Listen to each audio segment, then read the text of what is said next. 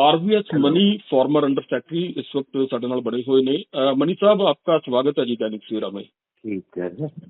Sir, आपका आपने एक खुलासा किया है कि पंजाब के फॉर्मर सीएम बेअंत सिंह उनका जो असैसिनेशन हुआ था कि उसमें आपकी कोई कोर्ट हियरिंग में ये बात सामने आई थी कि कोई महिला इसमें जिम्मेदार है।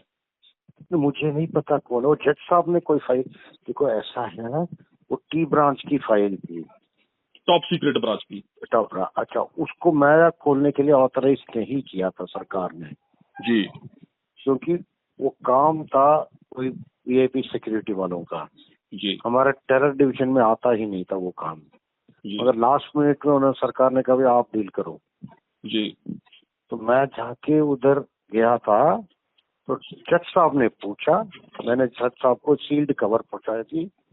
सील्ड कवर खोल के उन्होंने पूछा, ये क्वेश्चन पूछा जो मैंने कहा है कि हुई इट इज, उन्होंने अंग्रेजी में पूछा, इट इज इंटरसाइन कॉन्सेप्ट इंटरसाइन conflict why should terror angle be there. मैंने कहा जी I can not open the file, I can not read the file, I am not authorised.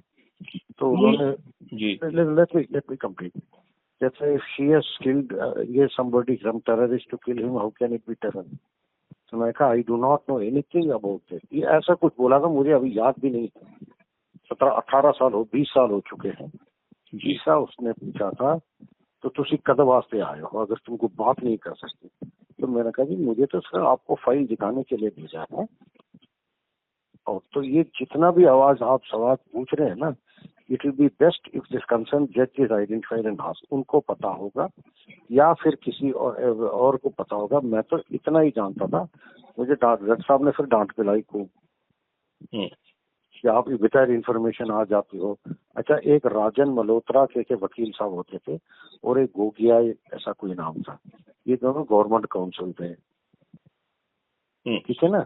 इन दोनों ने क्या किया, मैं पीछे अभी दोबारा नोट्स चेक किया, ये जब पीछे मुड़ के गया कि वकील साहब मेरे को मदद करने या सपोर्ट में आएंगे, वो तीनों जेल के अंदर हो रहे थे, तीनों काफी दूर चले गए।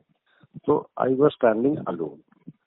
इसलिए इसका क्या है क्या नहीं है इसके बारे में मैं तो रोशनी डाल नहीं सकता, है ना। ये बात कन्फर्म है कि जज साहब ने इनसाइड फाइटिंग की बात की है और शी वर्ड यूज किया है कि कोई दो चीज शी वाज रिस्पॉन्सिबल। दो चीज शी वर्ड यूज हुआ। ये पार्टी के अंदर कुछ पता नहीं क्या है, मुझे याद भी नहीं है, और शी वर्ड यूज किया। दो ही चीज रेलेवेंट, बाकी तो जो भी आप जो मर्जी की इंप्यूटेशन लगा लें। आई डू नॉट नो, मुझे केस का पूरा पता भी नहीं है।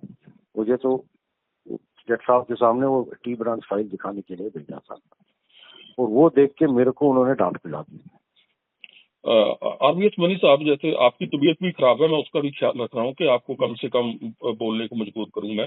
आप जैसे बहुत बड़े ओहदों पर रहे हैं, अब आप रिटायर हैं, अब भी आप कुछ प्राइवेट एजुकेशनल इंस्टीट्यूट में अपनी सर्विसेज दे रहे हैं।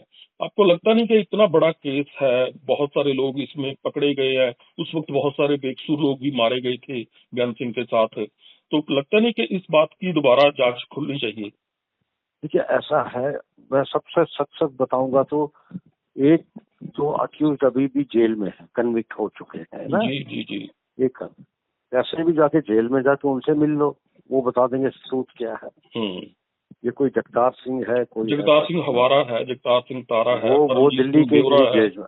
हाँ। और एक रोजाना है, क्या नाम, राजोआना, बलवंत सिंह राजोआना। ये दोनों अभी भी डेथ सेंटेंस भी अभी पेंडिंग है। हाँ, एक तो डेथ सेंटेंस है, दूसरे का कन्विक्शन हो चुका है। जी जी। तो बेस्ट कोर्स है जेल में एंट्री लेके उनसे पूछ लो ना, वो उनको भी उनको किस लिए उन्होंने मारा था क्या। वो जो जो जज साहब ने मेरे से पूछा वो क्वेश्चन उनसे पूछो कि कोई लेडी वगैरह इन्वॉल्व थी, क्या है क्या नहीं, मुझे नहीं पता। ये बेस्ट तरीका इन्हीं से पूछ लो, प्रेस वाले जाके। ये तो सर क्यासे ही है, क्योंकि कांग्रेस पार्टी में भी सब अच्छा नहीं था उस वक्त, तो 2 चीफ मिनिस्टर बदलने पड़ गए बेअंत सिंह की असैसिनेशन के बाद भी कांग्रेस पार्टी को अपने बाकी टेन्योर पूरी करने के लिए। और दूसरा सबसे बड़ी बात है, टेरर एंगल को हम कैंसर इसको ना मान के भी नहीं चल सकते, क्योंकि आरडीएक्स आया था बहुत ज्यादा और बहुत बड़ा धमाका था पंजाब सेक्रेटेरिएट चंडीगढ़ में। तो पर यह है कि किसी ने मदद की हो सकती है अगर इन फाइटिंग की कांग्रेस में उस वक्त में, पंजाब कांग्रेस में। अच्छा, टेरर एंगल था, हमें नहीं मुझे तो पूरा नहीं नहीं, मैं ये मानता हूँ कि आरडीएक्स की यूजेस हुई है, तो टेरर एंगल को कैसे हम वो कर सकते हैं? किसी के पास इतना आरडीएक्स कैसे आ सकता है? देखो, दो लोग जो अभी जेल है वो तो बीकेआई के थे, हाँ जी, बब्बर खालसा खालसा इंटरनेशनल जी। बब्बर खालसा इंटरनेशनल थे, तो वो तो पता था, वो आई थिंक सबको पता था, पहले भी पता था, क्योंकि मगर ये क्वेश्चन जो आई थी जज साहब ने पूछा था, इसलिए मैं बता रहा हूँ। बाकी ये नहीं मुझे, क्योंकि हम लोग उसको डील नहीं कर रहे थे, आरडीएक्स कितनी आई थी, क्या आई थी, इसका हमें कोई भी नहीं है हमारे पास इंफॉर्मेशन।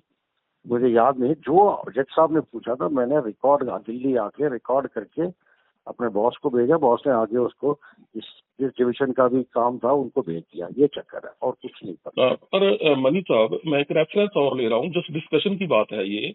अभी एक मूवी आई है सतलुज, उसमें दिखाया गया है कि एक पुलिस वाले और उसके परिवार को, पुलिस का एम्प्लॉय था, कर्मचारी था, उसको मार दिया गया। पुलिस ने एक एनकाउंटर में उसके भाई ने बेअंत सिंह का बदला लिया, दिलावर सिंह जो बन के आया। अच्छा, ये भी एक रेवोल्यूशन हुई है नई। अच्छा, ये मुझे पता नहीं है, जी जी। ये पता नहीं है, क्योंकि मैंने अपनी अच्छा क्या बोलते हैं, दिलावर सिंह ने बदला लिया। वो पुलिस का ही एम्प्लॉय था, पंजाब पुलिस का ही वो एक जूनियर रैंक का ऑफिसर था।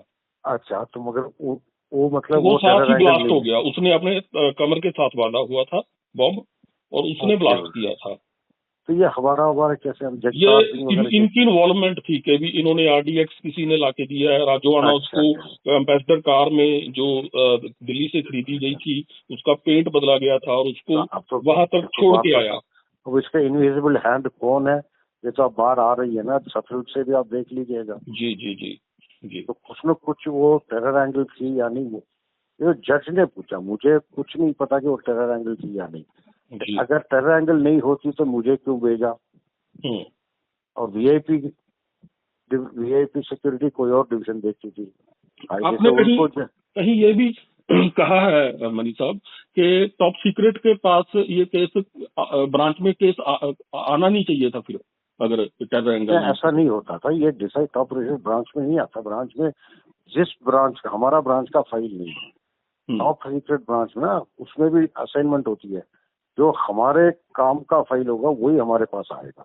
किसी और का काम का फाइल अगर जैसे कोर्ट में पेश करना है, उन्होंने ये डिसाइड कर लिया कि ये टेरर जो केस है, तो मेरे को कहा भाई तुम जाके इसको, जब 2 बार पहले कोई और ऑफिसर गए थे, तो उस वक्त सरकारी काउंसिल दोनों ने, क्योंकि देखो सरकारी काउंसिल तो लोकल, उनको पूरा केस पता होगा, वो तो लोकल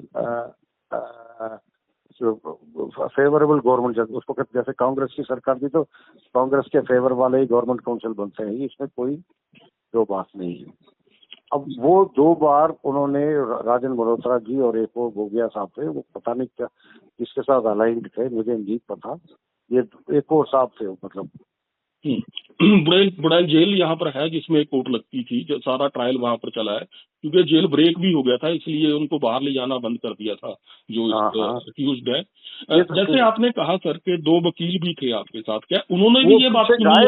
उन्होंने मेरा मदद ही नहीं किया, वो पीछे गायब हो गए। नहीं, सुनी तो उन्होंने भी होगी ना कि कुछ शी या लेडी का नाम बोल रहे हैं वो।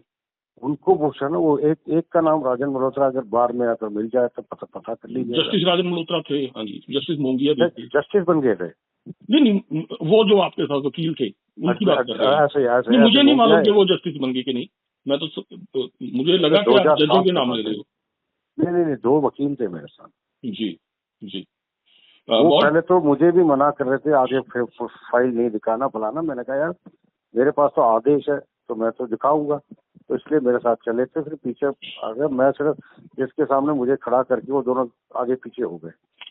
टॉप सीक्रेट ब्रांच की जो फाइल आप लेके गए, सील्ड कवर, जिसको आप अथोराइज नहीं थे पढ़ने के लिए, वो जज साहब ने खोली और उन्होंने उसमें से पढ़ के बोला कि कांग्रेस की अंदरूनी कोई औरत इसमें शामिल है, तो ये टेरर एंगल क्यों है इसमें?